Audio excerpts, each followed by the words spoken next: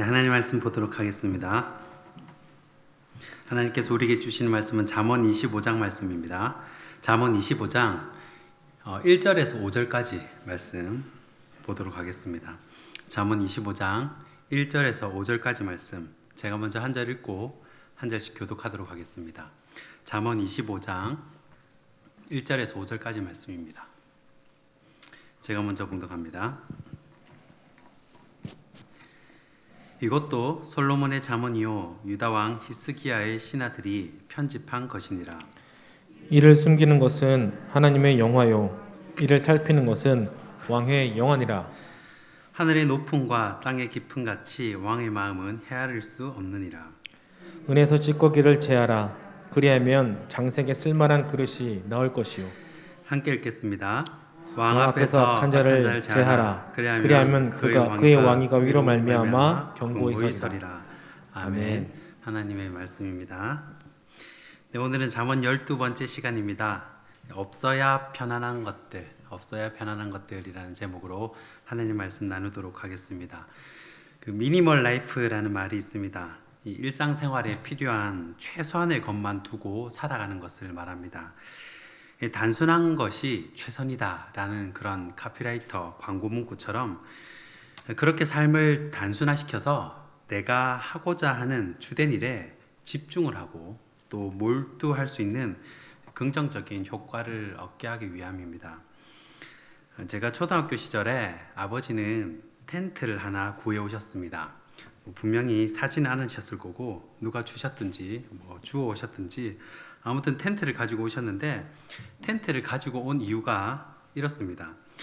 우리 가족도 언제 밖에 나가면 이 텐트가 필요할 텐데 텐트 하나 정도는 있어야 된다고 그렇게 텐트를 찬장 위에 이렇게 올려 두셨습니다. 처음 텐트를 가져왔을 때요, 집에서 이제 텐트를 활짝 펼쳐봤는데 텐트가 너무 커 보이고 좋아 보였습니다. 그래서 텐트를 펼친 것만으로도 벌써 캠핑에 온 것 같고 또 기분도 굉장히 업이 됐습니다. 캠핑에서 가장 중요한 텐트가 생겼기 때문에 이제 우리 가족은 차만 사면 캠핑을 갈 수 있는 겁니다. 문제는 차가 없었습니다. 캠핑 장비가 아무것도 없는데 딸랑 텐트 하나 있었는데 우리 가족은 그 텐트 안에서 너무너무 기뻐했습니다. 그로부터 30년이 지나도록 저희 가족은 캠핑 한번 가지 못했습니다. 그래서 그 텐트는 여전히 어디 있겠습니까? 본가 찬장 위에 그대로 30년 동안 그대로 놓여져 있습니다. 혹시나 캠핑을 가거나 필요한 일이 있으면 써야 하기 때문에 아버지는 아직도 버리지 않으시고 30년 동안 찬장 위에 텐트를 올려두고 계십니다. 자꾸 비워내고 버려야 집도 넓어 보이고 쾌적한 환경을 유지할 수 있는데 자꾸 쌓아두기만 하면 점점점 집이 혼란스러워지게 됩니다. 우리가 살아가다 보면 없어서는 안 될 것들이 있는 반면에 좀 없어야 될 것, 제거해야 할 것이 있는데 그것들을 오늘 본문에서 이야기해주고 있습니다. 오늘 읽은 잠언 25장부터는요, 잠언의 마지막 부분에 해당이 됩니다. 25장부터 29장까지 솔로몬의 잠언입니다. 솔로몬의 잠언이기는 하지만 히스기야 시대 때 와가지고요, 서기관들이 한번 편집을 한 잠언입니다. 열왕기상 4장 32절에 보면 이 솔로몬의 잠언이 한 3,000가지 넘게 그렇게 기록을 했다라는 것을 알 수가 있는데, 이 중에서 중요한 잠언들 137개를 뽑아서 편집을 한 것으로 보입니다. 그게 딱 25장부터 29장까지 그 절수를 합하면 137절이 됩니다.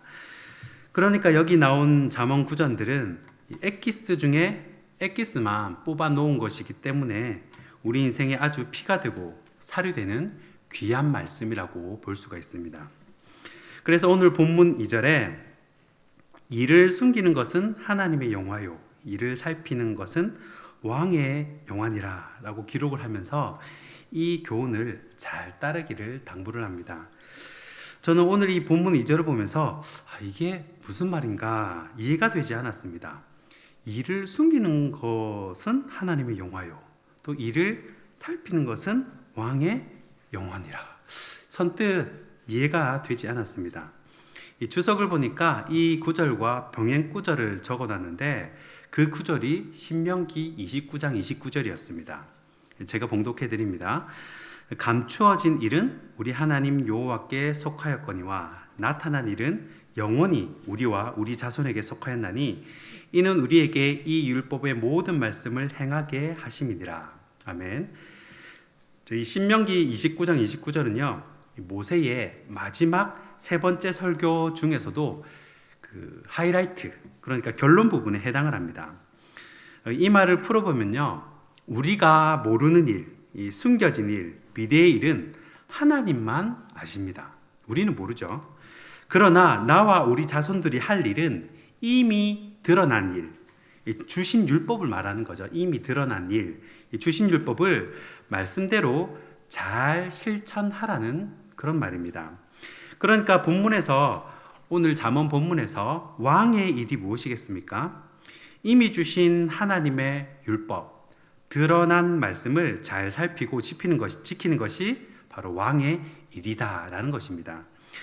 이스라엘의 왕은요, 다른 그 이방 나라의 왕과 달리 역할이 한 가지 더 있습니다. 하나는 백성들의 형편을 살피고 그들의 마음을 읽어서 민생을 챙기는 것이고, 또 하나는 이 백성들에게 하나님의 말씀을 잘 지키도록 살피는 것입니다. 이 일을 잘했던 왕이 바로 히스기야와 요시야 왕입니다. 백성들이 영적으로 타락하지 않고 하나님을 잘 섬기고 따르도록 종교개혁도 하고, 또 낡은 성전을 수리하기도 하고, 또 서기관을 시켜서 말씀도 편집하게 합니다. 아무튼 오늘 본문은 우리 인생에서 버려야 할 것, 제하여야 할 것을 말씀해 줍니다. 없어야 우리 인생이 더 윤택하고 왕위가 더욱 든든하기 때문입니다. 그러면 솔로몬이 말한 왕으로서 제하여야 할 것이 무엇인지 오늘 본문을 통해서 두 가지로 한번 살펴보도록 하겠습니다. 첫 번째는 찌꺼기를 제하라라는 것입니다. 오늘 본문 4절 말씀입니다. 은에서 찌꺼기를 제하라. 그리하면 장색에 쓸만한 그릇이 나올 것이요. 아멘. 자, 이 말씀은 어떻게 하나님이 자신의 나라에 충성된 왕, 충성된 일꾼을 만드는지 그 과정을 보여주고 있는 구절입니다. 보통 세상에서 충성된 사람은, 다른 사람은 깡그리 무시하더라도 자신의 보스에게만 충성하고 보스만 잘 따르면 충성된 사람이라고 말합니다. 그리고 실제로 보스는 그런 사람들을 높게 평가하고 자신의 오른팔로, 자신의 측근에 둡니다. 그러나 하나님이 보는 충성된 일꾼, 충성된 왕은요, 조금 기준이 다릅니다. 하나님은 한 사람한테만 잘한다고 뽑아주고 그런 것이 아니라 나의 내면이 깎여지고 더러운 찌꺼기와 같은 성품이 다듬어져야 비로소 왕으로 세우고 이제 쓸만하네 하면서 일을 맡기신다는 겁니다.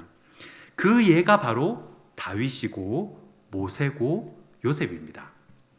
우리가 아는 믿음의 선배들 대부분이 다 이런 과정을 거쳤습니다. 요셉은 13년 동안이나 내면의 찌꺼기를 제하는 훈련을 받았고요. 다윗은 10년 동안 광야 생활하면서 40세가 되어서야 비로소 하나님께서 왕으로 세우십니다. 모세는요, 좀 젊은 시절에 잘 나갔지 않습니까? 그래서 이 조금 옛날 물을 빼는 게 어려웠는지 80세까지 이 찌꺼기를 제하는 훈련을 받고 나서야 하나님께서 비로소 자신의 일꾼으로 사용하십니다. 은도 은광석일 때는요, 가능성이 있지만 그렇다고 사용은 하지 못합니다. 은광석 안에 불순물을 다 제거해야 비로소 은장색이 은으로 그릇을 만들 수 있다는 것입니다. 마찬가지로 우리가 하나님의 충성된 일꾼으로 쓰임받기 위해서는요, 두 가지가 필요합니다. 하나는 말씀 안에 있는 보석을 발견해야 한다는 것입니다. 우리가 수많은 말씀을 읽고 듣고 또 심지어 필사까지 하지만 그 속에 보석을 발견해야 이 말씀이 귀한지를 알게 됩니다. 중국에 가면, 중국의 시안에 가면 서안이라고도 시안이라고 하기도 하죠. 그 진시황, 시황제의 무덤이 있는데요. 스케일이 너무 어마어마해서 아직도 발굴을 하지 못하고 이렇게 묻어두고 있는 부분이 굉장히 많다고 합니다. 마찬가지로 우리도 말씀의 보석들이 많이 숨겨져 있는데 미처 다 발견하지 못하고 그냥 살아간다는 거예요.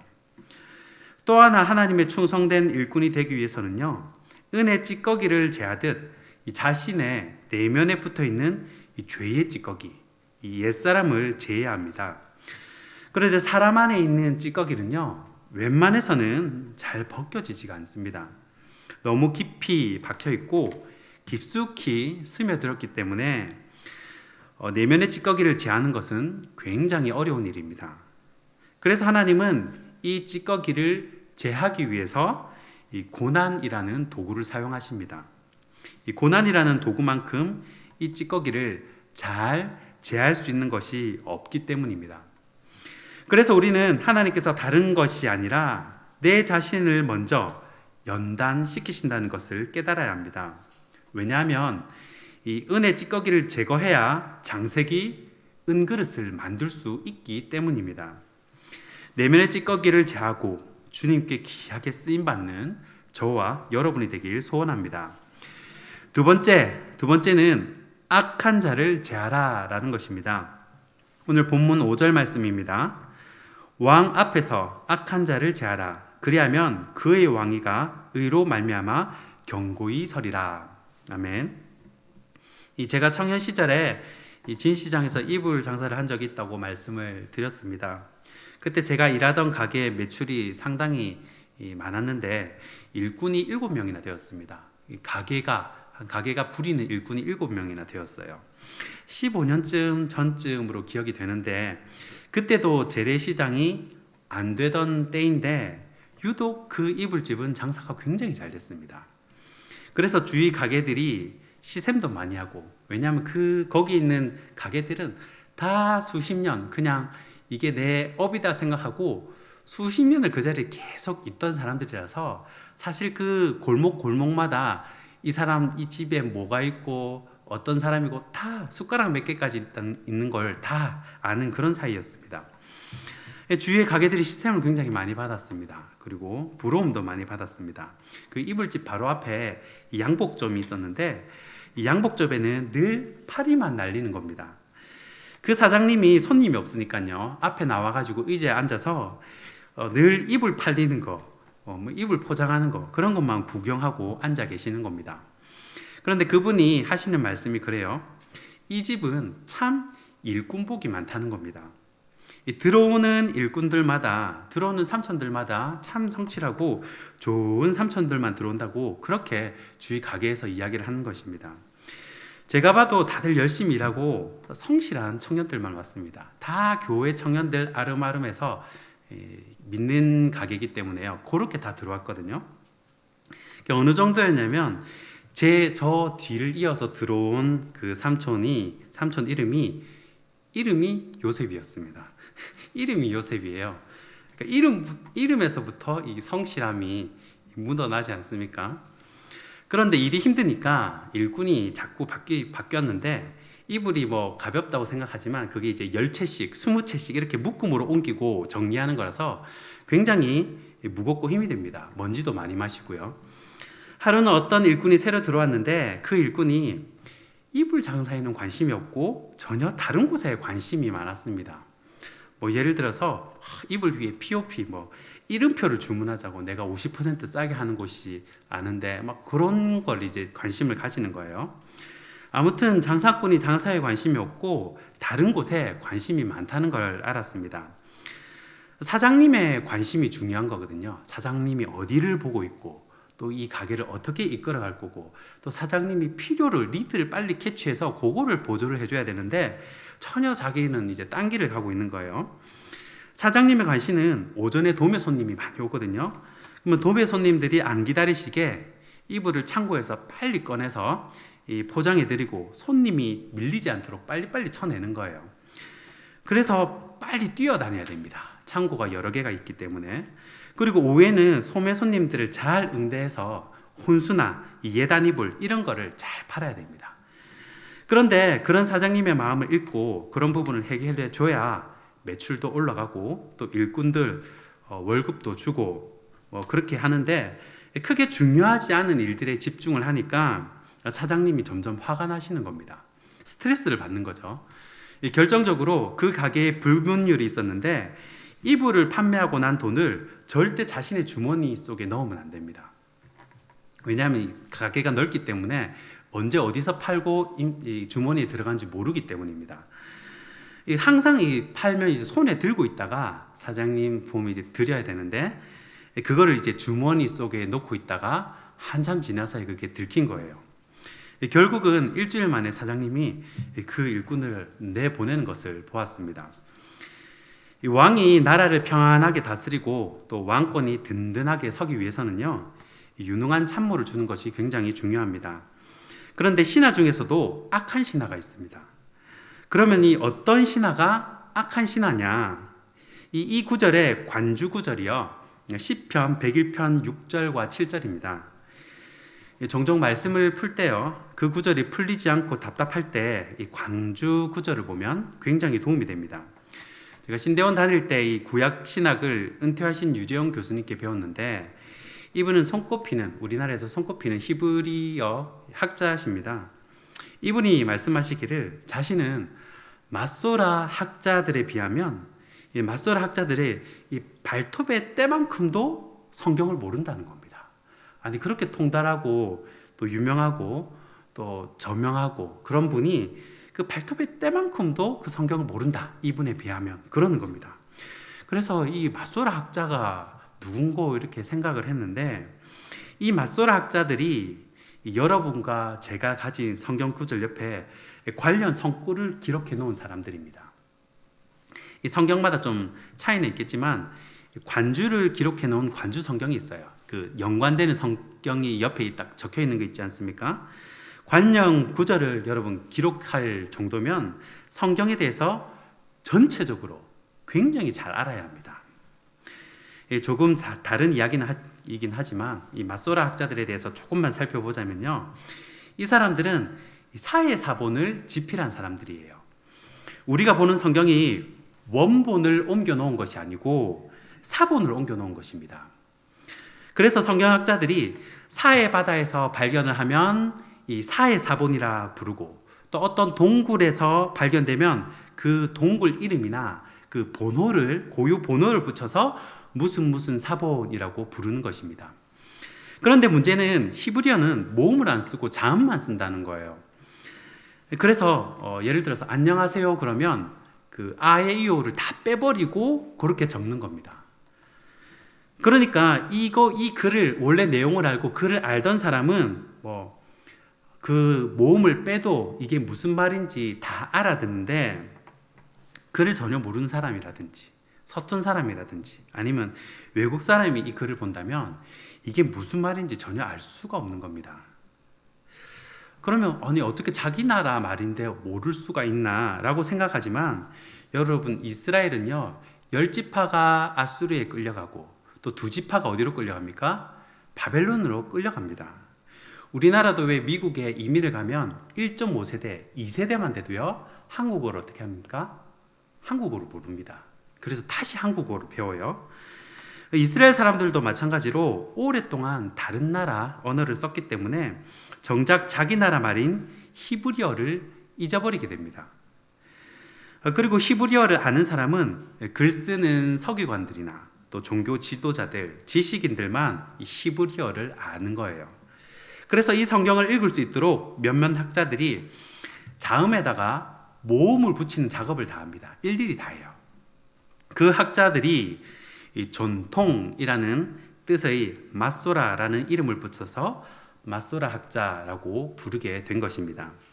그리고 그 맛소라 학자들은 성경의 전문가들이기 때문에 각 구절들마다 관계되는 성경 구절을 옆에다가 다 기록을 해 두었습니다. 그것이 바로 우리가 보는 관주 성경입니다. 그래서 여러분들이 성경을 읽다가 좀 안 풀리는 구절이나 또 이해하기 어려운 구절을 보면 이 관련된 구절을 찾아보면 상당히 도움이 됩니다. 그래서 오늘 본문 5절의 관주성 구절, 창고 구절이 시편 101편 6절과 7절입니다. 제가 봉독해 드립니다. 내 눈이 이 땅에 충성된 자를 살펴 나와 함께 살게 하리니 완전한 길에 행하는 자가 나를 따르리로다. 거짓을 행하는 자는 내 집 안에 거주하지 못하며 거짓말하는 자는 내 목전에 서지 못하리로다. 아멘. 자, 여러분, 시편 101편은요 다윗의 시입니다. 다윗. 성경학자들이 말하기를 시편 101편처럼 다윗의 통치 철학, 이 한 나라를 다스리는 경영 원칙이 잘 나와 있는 곳이 없다고 합니다. 그러니까 우리가 교회도 왜 목사님이 목회 철학 이렇게 얘기하지 않습니까? 다윗도 이 나라를 통치하는 통치 철학이 있어요.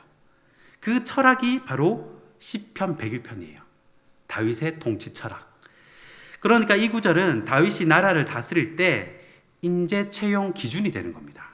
그 인사 채용 기준이에요. 이 구절이 어떤 사람에게 군대를 맡기고 또 어떤 사람을 승진을 시켜줄까, 또 어떤 사람에게 강등을 시키고 또 일을 맡기면 안 되겠다 이렇게 따질 것인가.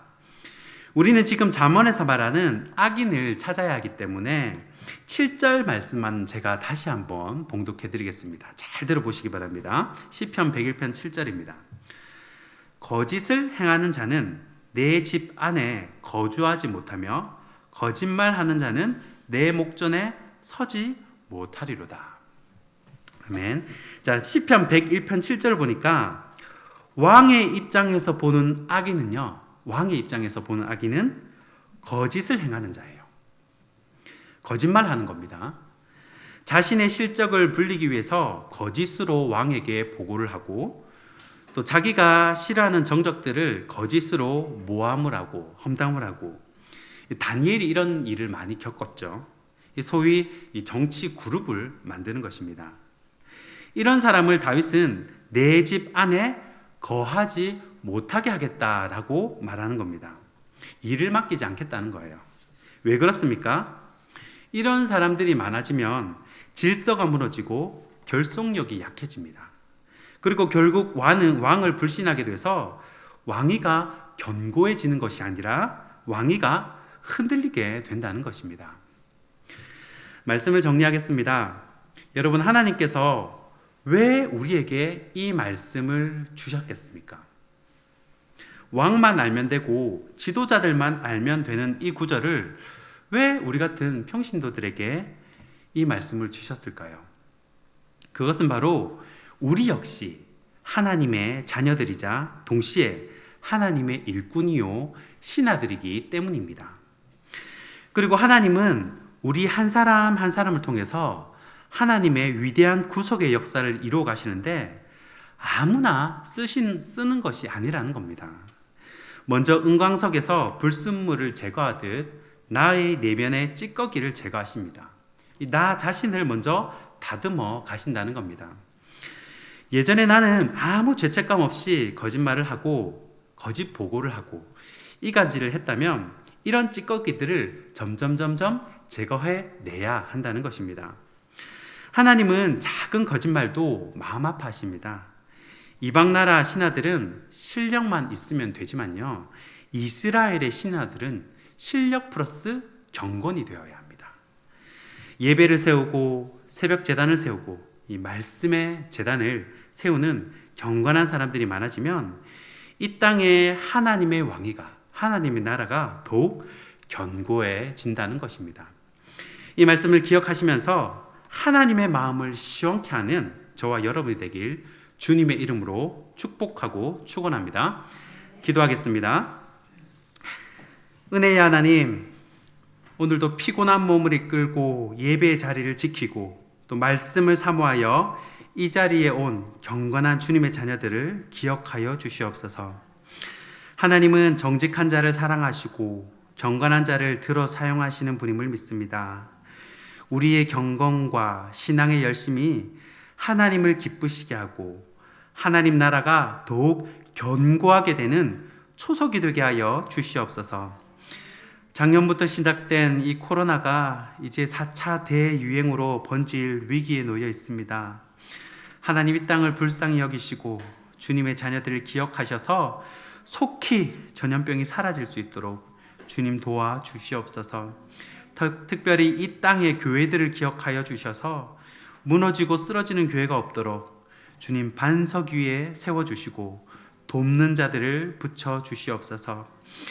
돌아가는 시간입니다. 안전을 지켜주시고 오늘 밤 깊은 잠 자게 하셔서 내일 새롭게 하루를 시작할 때 맑은 정신으로 각자의 사명을 잘 감당하게 하여 주시옵소서.